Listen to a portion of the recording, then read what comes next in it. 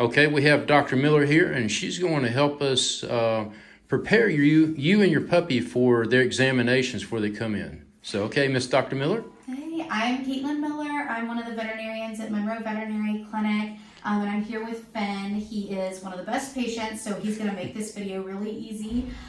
Today, oh, don't eat that.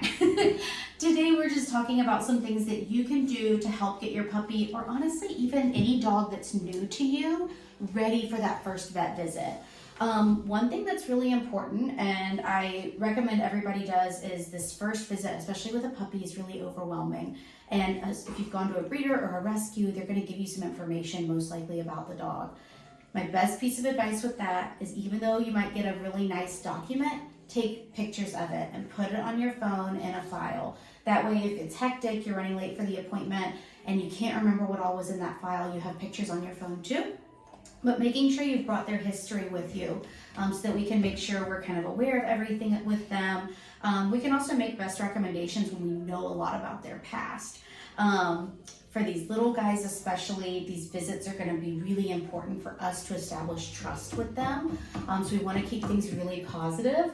But too, if you have an older dog, let's say you've rescued a dog, and when they rescue it, they say, oh, well, they've had trouble with nail trims or something like that.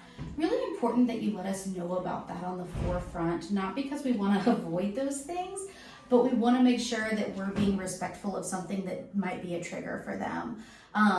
When you've got little guys or a new dog or cat that's new to you, big things to do are going to be touching their paws, kind of holding them. You guys are watching TV at night, just hold on to these paws, rub the toes, rub between the paw pads. Get them used to being handled in ways that you might not typically handle a pet dog only. So kind of holding them. And a lot of puppies, when you hold them like this, they're gonna squirm. Finn's a good boy, so he doesn't care. But if your puppy's really squirmy for this would be a great way to get your family involved, get someone to give them some treats, and you just wanna hold them still. 10 seconds at a time, 5 seconds at a time, whatever they can tolerate, so that they understand that that's not a scary position to be in. When they come to the vet, they're getting their blood drawn, they're getting shots, they do have to be able to sit still. And that's something that we're gonna work with them on as well. Treats are great. We use Cheese Whiz here. We don't wanna do too much of that so we get an upset tummy, but it's a really low cost, high value, easy way to give them a reward.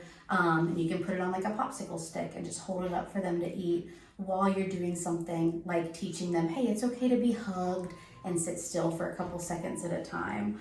Other things to bring with you, what kind of food they're eating. So that's gonna be a question we're gonna ask you. Depending on their breed, we're gonna make certain recommendations, whether it's a large breed food, small breed food.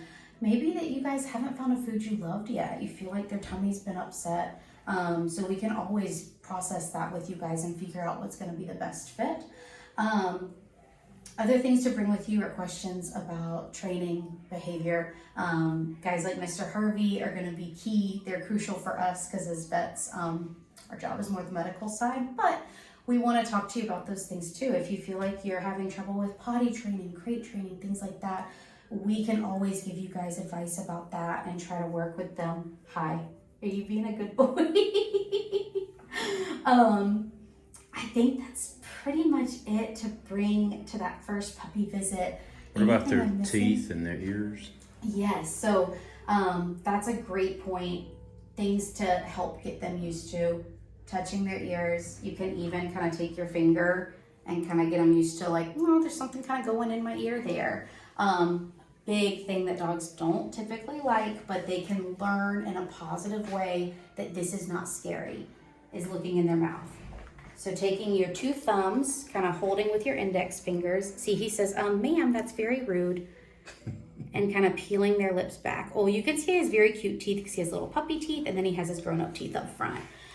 That's going to be really important. Puppies a lot of times want to mouth you and bite on you. It's important that when they do that, you don't turn it into a game. And so teaching them, not making your hand into the toy, but teaching them in a calm, positive environment.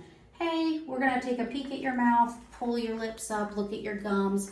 Maybe even when they're getting more used to that, opening their mouth up. If you ever have to give them pills or you need to look in their mouth, it's going to be really nice if they're already comfortable with you doing that so that you can see at home.